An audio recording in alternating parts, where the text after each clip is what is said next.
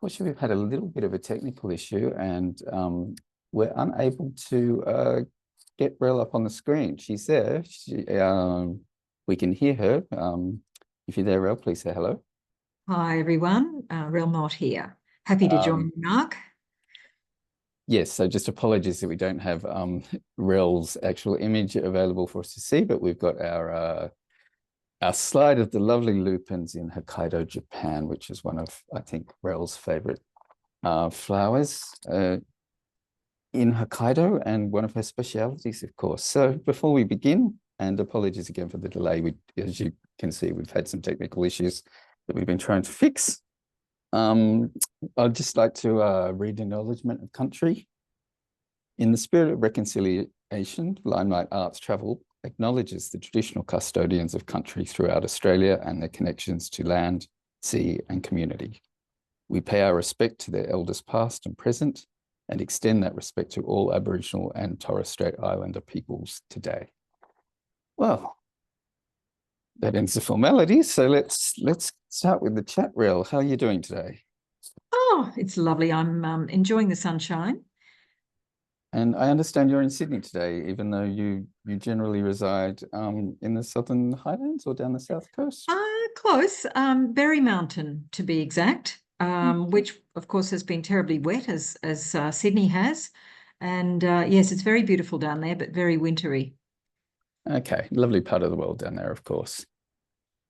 And just some other housekeeping before we move on, Relle. If anyone has some questions, we can save them to the end, and we will have time for that, just to go through any sort of specific questions that people may have. If you just type them into the chat, and we can address them that way.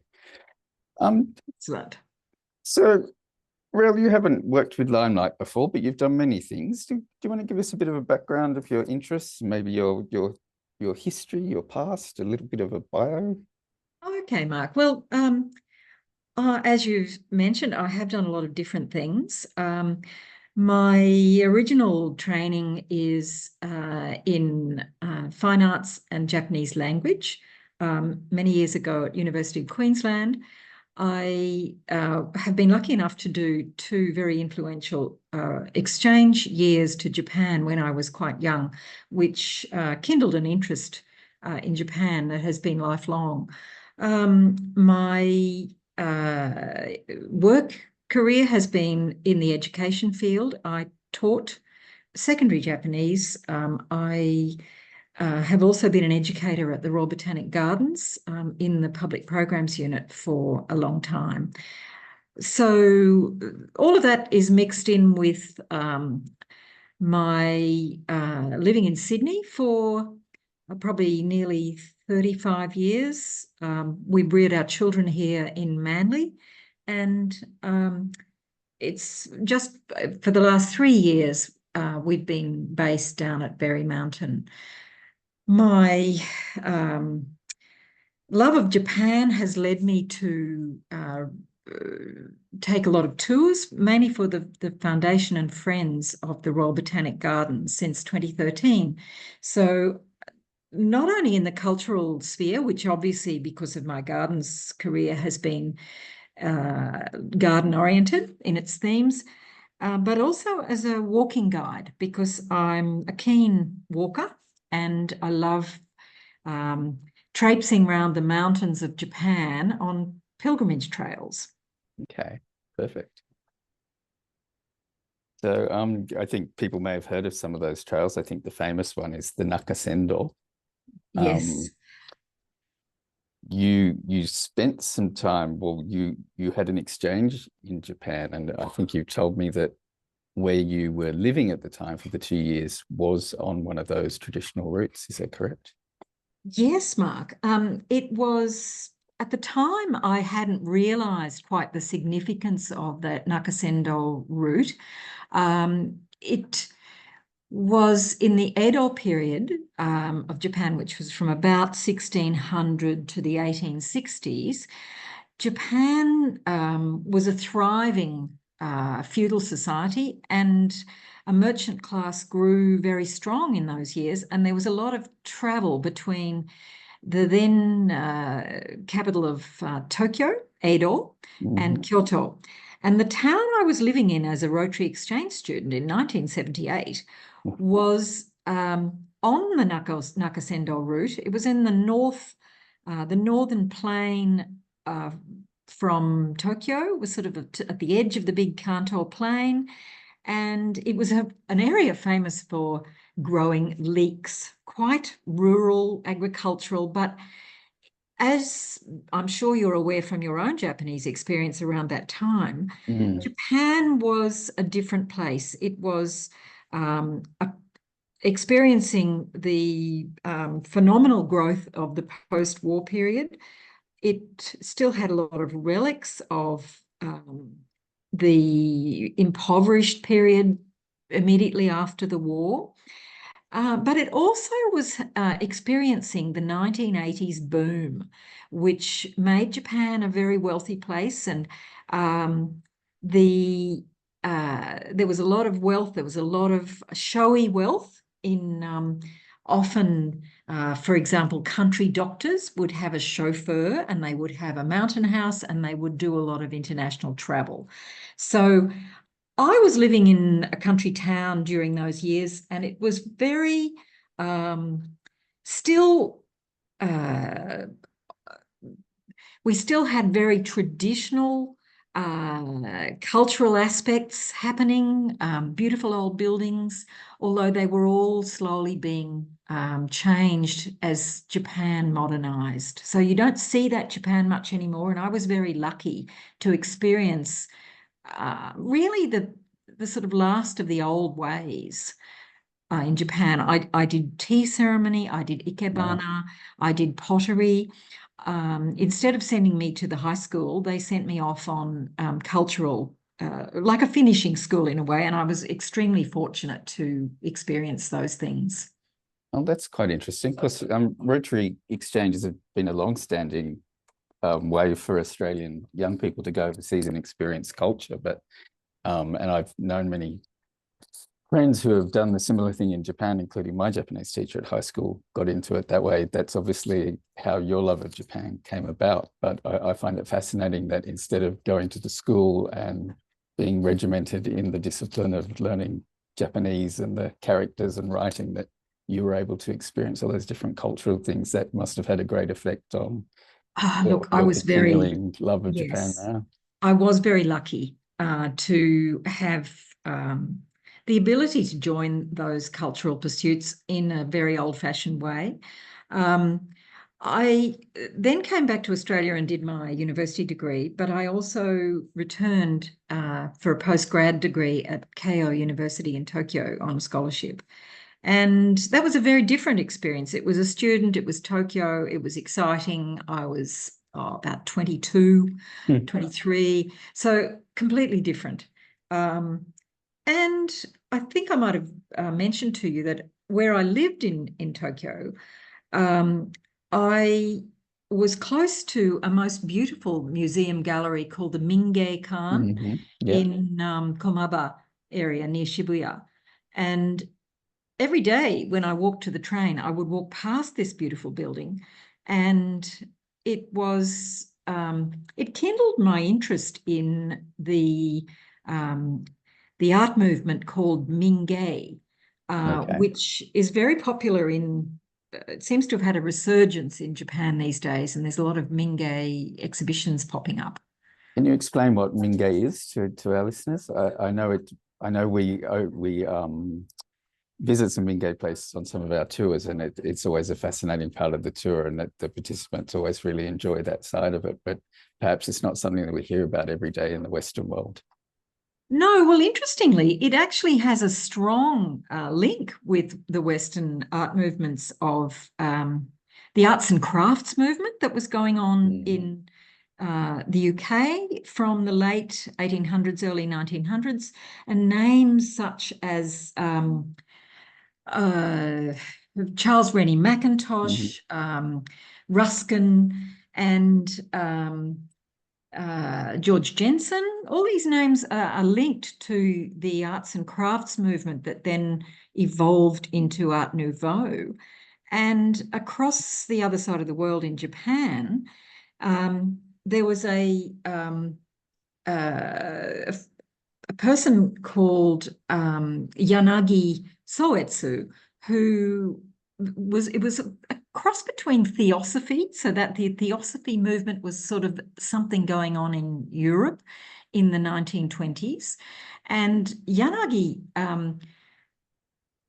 really coined the phrase Mingei, and it's short for, it means the appreciation and the beauty of the folk arts and crafts. And it was certainly something which revived lost craft skills that had been subsumed by industrialization. And it was going back to really appreciating and idealizing the simple peasant past and utilitarian objects. So Yanagi was a potter, and Mashiko became the center of, Mashiko is a town in about 2 hours north of Tokyo. It became the center of a pottery movement that was part of Mingei.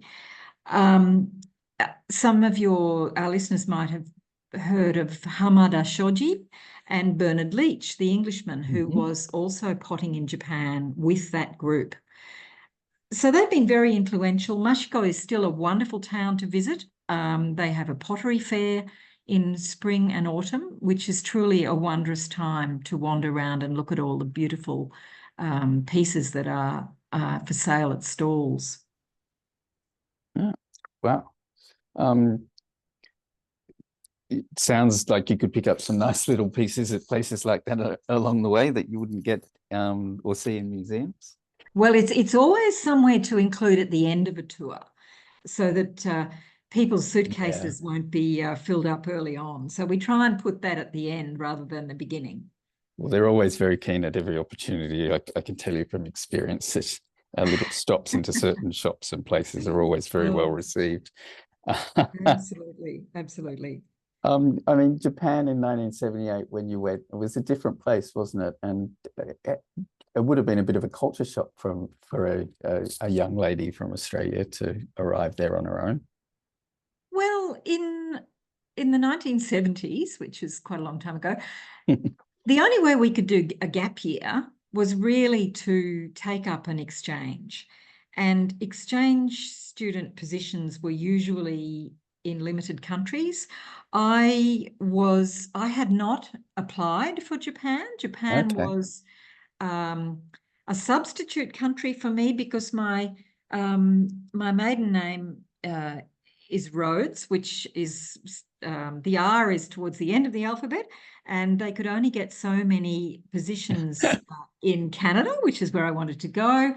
And so I was offered Japan instead, and so I accepted.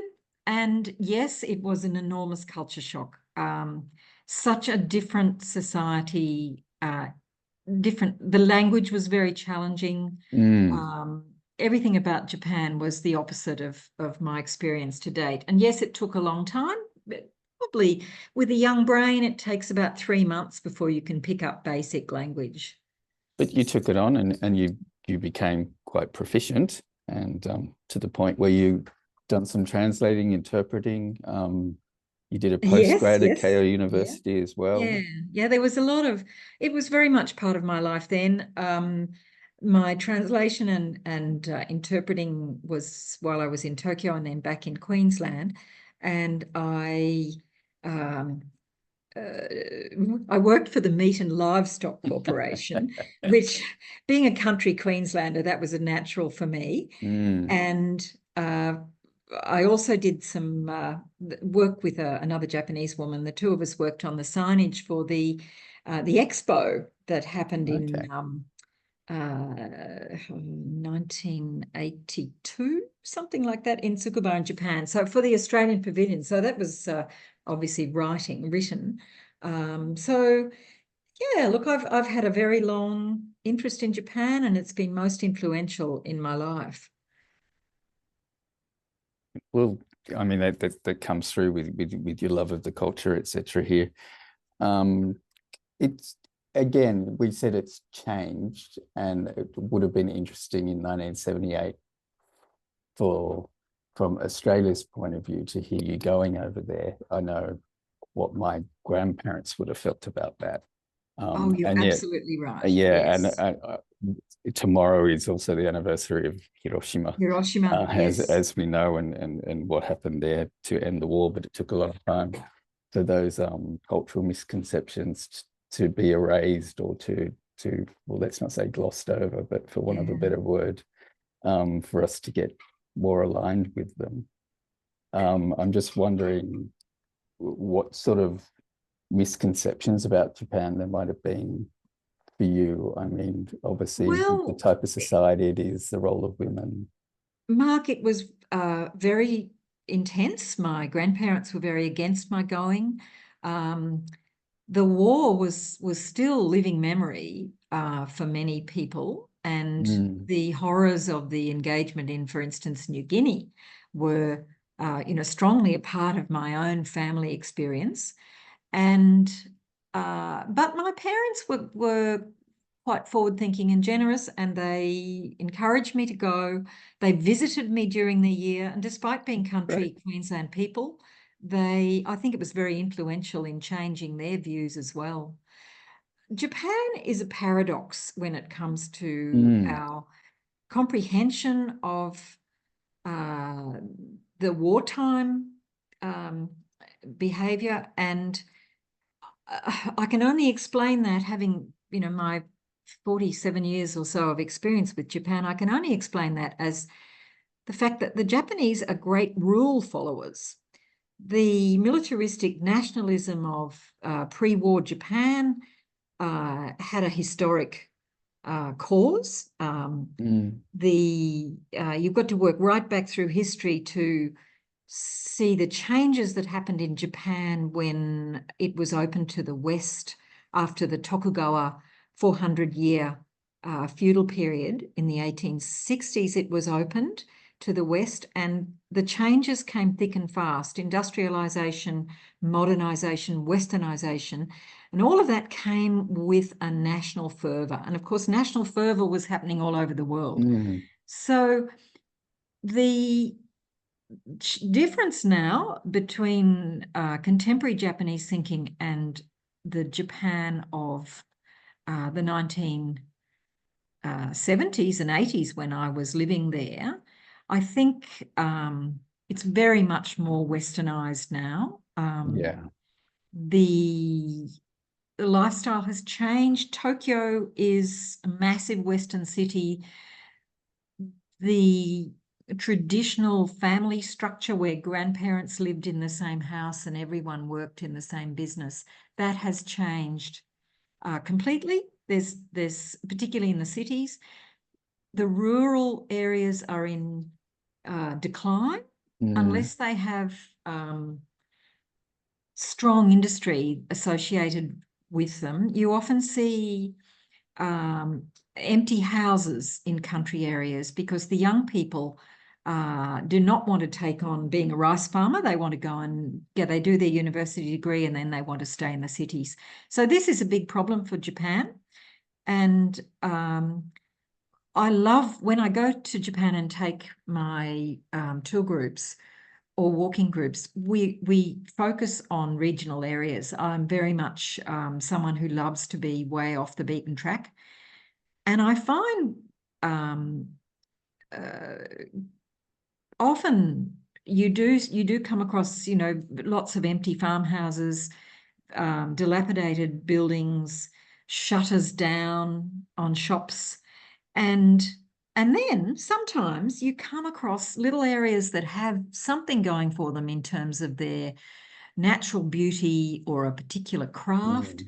and they're being rejuvenated by young people who are moving out of that horrible city life and starting new lives where they can be part of a small community. Yeah, it's interesting that there's a great pride in Japan and the Japanese people, and the younger people that are taking on some of the traditions now and showcasing them to the world, like making sake, using the best Yeah. water, using the best rice they can find. And of course, I think we're evidenced, and we all know how beautiful the Japanese gardens are. How did you get interested in gardens? Well, gardens for me is a part of my life. I come from a long line of female women gardeners, Okay. both big country gardens and small town gardens. I'm lucky enough at the moment to have a big country garden at Berry, Hmm. which is a work in progress. And then when I'd been teaching for some years, I decided to completely pivot and change career to horticulture. Okay. So I did a horticulture degree with landscape design at Ryde TAFE, which in the late 1990s, and I've never looked back. I very quickly found a position at the Royal Botanic Gardens in Sydney in their public program section, utilising, strangely, it was very serendipitous. They were at the time looking for someone who was an educator in Japanese language, Okay. art, and also had horticulture, and that was me. So Wow. they were I'm sure running there a weren't many joint. people who could fill that role. No, and it was very lucky. The reason they wanted this role was because they often do joint programs with Hmm. other cultural institutions in Sydney. And there was an exhibition at the Art Gallery of New South Wales about plants and the seasons in Japanese art through the centuries. And they wanted someone to develop parallel programs, joint programs with the art gallery. So that is what I did. And then I never left. Fascinating. And so you still do work, you still volunteer, don't you? Yes, I'm no longer on their books as an employee. I've retired from full-time work. I do project work now and then if something comes along when they want someone. But I do a lot of volunteering there. I'm a volunteer guide. I belong to the Foundation and Friends, and I do take specialist tours for groups there, such as overseas visitors, university groups and so forth. What else do we do? All sorts of Sure. specialist tours, which they need someone for. And that's sort of how you've come to us, isn't it? Um, Yes. uh, because we've got well, we have a strong interest in Japan, as many of our listeners know. But Japanese gardens are one of your fortes. Precisely. Yes, Japanese gardens is when I do cultural tours for the Foundation and Friends, we focus on the gardens throughout Japan. And so this can be anywhere from Hokkaido right down to Kyushu. Um, I have visited so many magnificent gardens. Uh, Kyoto these days is Mhm. uh, so crowded. Yeah. But I find that the visitors are not actually visiting gardens. They're going to the famous sites. And so you Yes. can still easily get some serenity at the sort of off the beaten track gardens in Kyoto. There's a couple of my very favorites in the northeastern side. Hmm. Um, there's a beautiful garden called Shisendo, which if you visit in May, it has a very magnificent viewing room, which you look out from the tatami over perfectly clipped clouds of azaleas in their full colourful bloom. And that's really something to behold. Mm. Nearby that lovely garden is a temple called Enkoji. And Hmm. Enkoji has a contemporary raked gravel garden with some very interesting vertical granite slabs. And it's really impressive. It's a very beautiful garden, contemporary, but still traditional in its elements. So there's different seasons mean different gardens are in their peak. There's another lovely area which I think you have mentioned visiting, the Adachi Garden, which Yes. often gets top garden in Japan, up towards Matsue and Izumo. Yes, It is a very unusual garden it in that is. And it's to be viewed through glass. mhm, And while it's absolutely perfect, to me, it's a little bit cold. I find that experience not as rewarding as actually being right in a garden.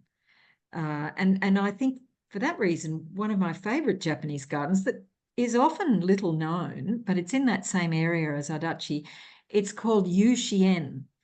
And the Yushien mhm. garden is on an island in the middle of a lake, once again, not far from Matsue. And it is a lovely garden. It's very traditional, a lot of rocks, water, stepping stones, lots of very carefully pruned pine trees, and a really gorgeous garden in autumn. So yes, there are gardens everywhere. I love these gardens and I seek them out.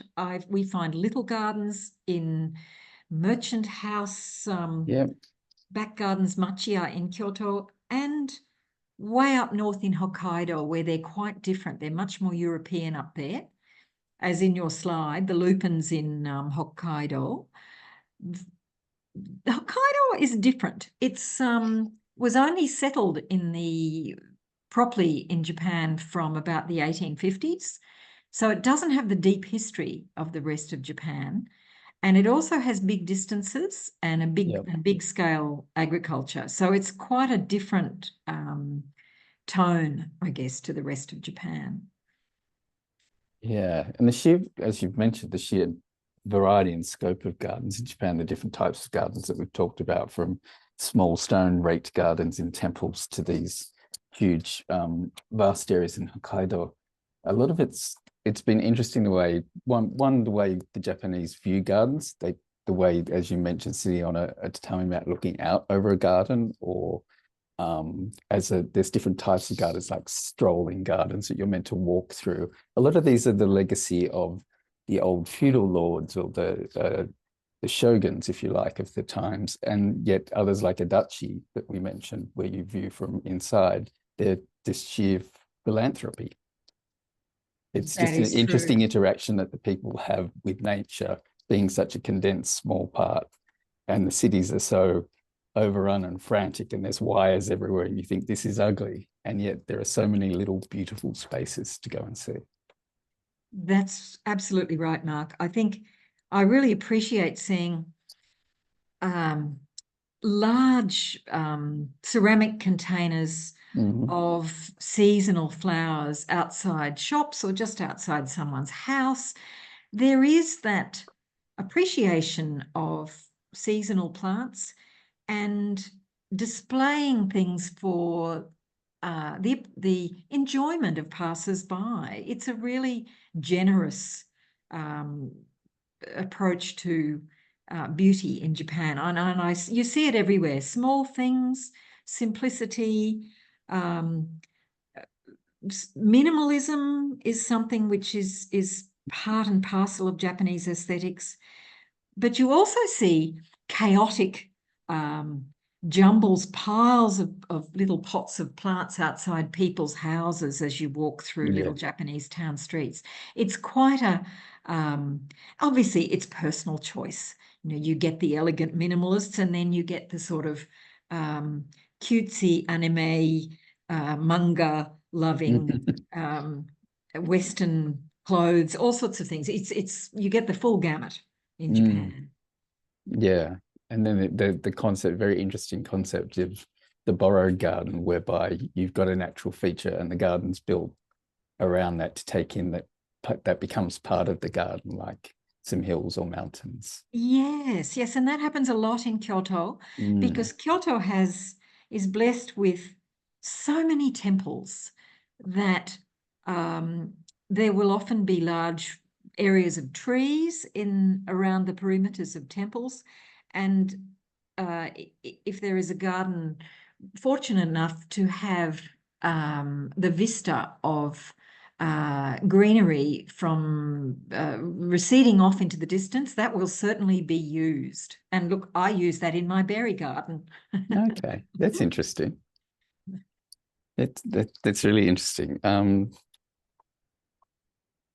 You worked at the Oriental Garden at the Royal Botanic Garden of Sydney, and you've said that you've had a fair bit to do with the Asian plant collection and collectors. So different areas of the world, the plant collectors, were these people that were active in Japan as well? Yes, definitely. At the Royal Botanic Gardens, we have a garden which is a loose collection of Asian plants. We call it the Oriental Garden. It doesn't have any elements of Japanese or Asian gardens within it. It's really just a plant collection. Right. However, it does have, every plant has a very interesting story. Okay. And through the plants in that garden and the history of the creation of that garden, you can unearth a lot of very interesting characters. There are a couple of my favorites. There was a wonderful plant collector in Japan who was active really early. He was in Japan in the late 1500s, because if you look back through history, the Jesuits arrived in Japan, the Spanish arrived early. They very quickly followed by the Dutch. And the Dutch were a great trading nation. They had the Dutch East India Company. They were confined by the Japanese shogun, who decided that all of the foreign countries vying to come into Japan and try to convert the masses to Christianity. The shogun at the time decided that was a very bad idea and turfed out the Jesuits and the Spanish, but allowed the Dutch to stay, because the Dutch are very pragmatic people. They were only interested in the trade, and they were confined to a small man-made island in the harbour of Nagasaki called Dejima. And this was a Dutch East India Company outpost, and all naval or shipping companies and also navies in that time had surgeons on board their ships. And we're talking, the 1500s, 1600s. These surgeons were all trained in botany, because botany was so important for medicine.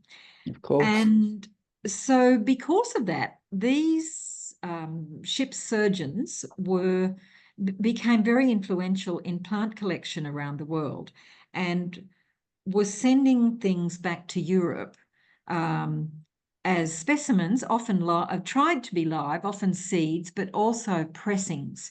And this was really the beginning of Linnaeus was an important person in this period of time. He was the 1600s, I think, but he put together the classification of living things, the classification system. So this particular, I'm getting off track here, but the particular fellow that was most interesting was Kaempfer, Kaempfer, Kaempfer. Okay. And he, despite being limited to living on the little tiny man-made island of Dejima, he got a reputation as a surgeon when he was called to treat some the local lord, which meant he was allowed off the island. And as he went off visiting, treating patients, he collected plants.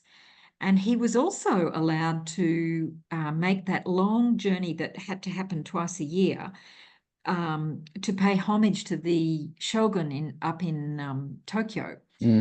And during that voyage, he was able to botanize and collect plants along the way. So in our Oriental Garden at the Royal Botanic Gardens, in that plant collection, we have some plants that were both collected by and named for the Kaempfer. So he's just one of many plant collectors, but That's a fairly niche interest of mine. Well, so it sort of brings us to Kyushu, which you mentioned is one of your favorite places as well, and the Nagasaki, etc. I just happened to be writing the itinerary for our Exploring Kyushu tour next Oh, year, fantastic.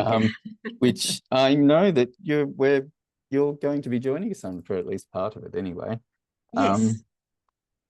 Anything in particular that you're looking forward to with that? Kyushu is a wonderful place. When I take tours to Japan, I always like to get well away from big cities. And Kyushu has some really fantastic places. It's got wonderful scenery. The Aso Mountains in the middle of the big volcanic area is wonderful. I last year I had a group in May traipsing around Kyushu with me, and we experienced a most memorable taiko drum performance Oh, okay. in the Yes. caldera of Aso Oh, volcano. amazing. Wow. It was amazing. The hot springs, I just love onsen in Japan. The hot springs Yep. towns, little towns are fantastic. The pottery towns there in Kyushu are absolutely wonderful. It's another one of your main interests, isn't it? And you do dabble in pottery. I do, but I'm only look, I'm very low down the pecking order in pottery. I've got a long way to go. I do love ceramics, and I visit as many ceramics studios and galleries as I can when I'm in Japan. Kyushu's very famous for its pottery. It has Japan has an interesting history in pottery. It's originally came from Korea, Yes. and the pottery towns of Kyushu are very influenced by the Korean potters. So the style is still rather close to the Korean style. It all depends on the clay. And there are apparently 6 old kilns recognized in Japan. And what that means is different towns that have produced pottery over many centuries, but they're divided into 6 areas. But of course, there are many more than that. And that I've read about this a little bit, that in also in putting together the itinerary around Arita and Arita-ware, etc. But they became quite secretive about their methods and methodologies and what they did, and they wouldn't let people know where the kilns were because they didn't want people stealing what they knew and taking it back to Korea or China. Well, I think what they were doing more than that was keeping the poor Korean potters that they'd hijacked during Okay. the 1600s. They were keeping them captive to force them to teach the local people. They found clay. There's a very interesting little town which is called Okawachiyama, just north of Arita, between Imari on the coast and Arita. And look, it's called the Hidden Pottery Town, but when you arrive there, there's a massive car park for buses, so it's not very hidden anymore. It's so Japanese. But that one is famous for where they kept captive the Koreans that they had brought back with them from Korea during that unsuccessful war in I think it was the 1500s or the 1600s. Toyotomi Hideyoshi, perhaps. Not sure about that, but that's the story of the Korean connection with the Kyushu pottery. It's the island itself, the whole island. It is quite different, and it does have that foreign influence feel to it. It's not. I won't say it's not as insular as the rest of Japan, but you certainly can tell that there's been the influence from, like you say, the Dutch traders and the Portuguese traders, and then even the Koreans that came through initially. And also China, because it's the closest main island, or one of the larger islands of Japan. It's the closest to China and Korea. So yes, there is a strong influence there, which you can see in architecture, food, and it makes Kyushu a really interesting place to visit. Yeah, yeah, it's fascinating. There's been a lot of interest in the tour, so I'm sure it will go well next year. Once we're able to put it on sale, we just currently waiting to get the prices because the hotels don't have their rates up Oh, for 2026 yet. But in the yeah. meantime, if you are heading off for us in November this year to you've stepped in at sort of at the last minute to take on our Kyoto and Tokyo tour that we've been doing for the past few years as well. So that must be exciting for you.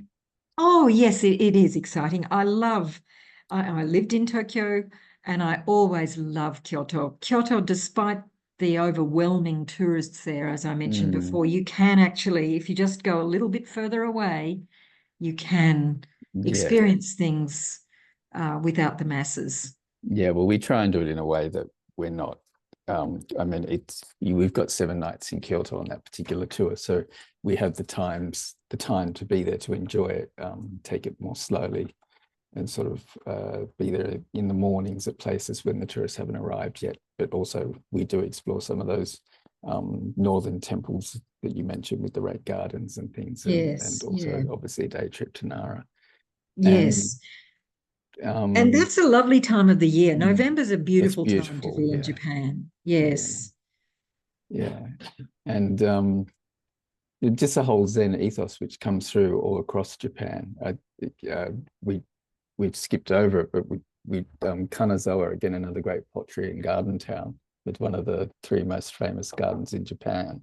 But you told me about a museum which I adore, the DT Suzuki Museum, and Dr. Suzuki wrote a lot of Zen Buddhist philosophy. Is that right?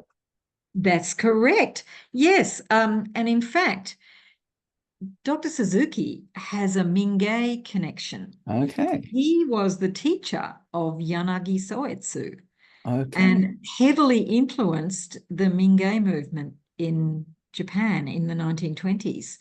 He had actually had an American wife, Dr. Suzuki, Uh-huh. and his um, uh, his version of Zen Buddhism is um, I guess it's a more accessible version than the traditional monks chanting in temples. Mm, He was once again quite connected with the Theosophy movement, mhm, and his museum gallery memorial in Kanazawa is absolutely breathtaking. It is a contemporary water garden, mm, which is uh,